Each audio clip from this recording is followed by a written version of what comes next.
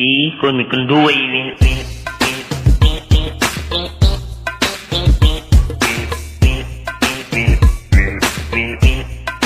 con mình con đuôi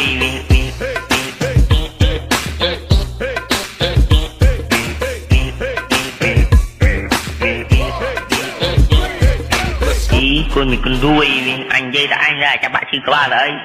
mà tao cướp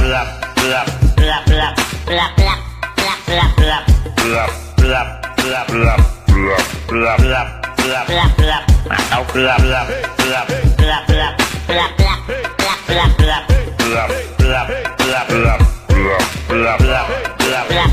mà tao cướp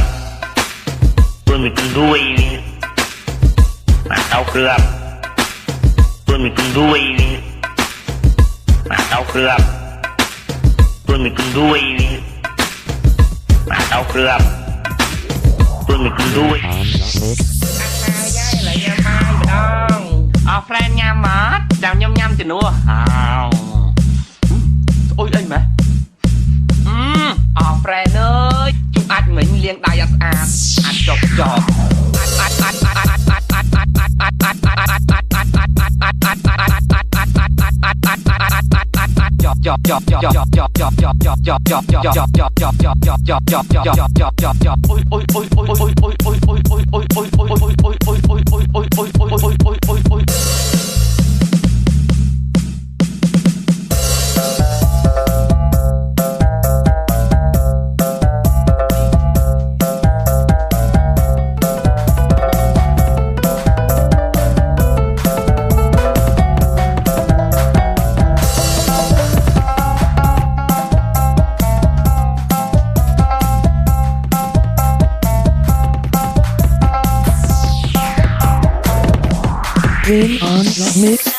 នេះគឺជាកូនប្រុសទី2របស់ខ្ញុំឈ្មោះអាប្រញហៅពុធីតើកូនពុធីចុះស្រីនោះអូនេះឈ្មោះរំសេវ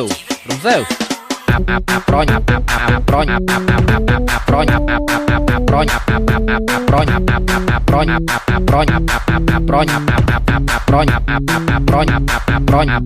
ហៅពុធីតើកូនពុធី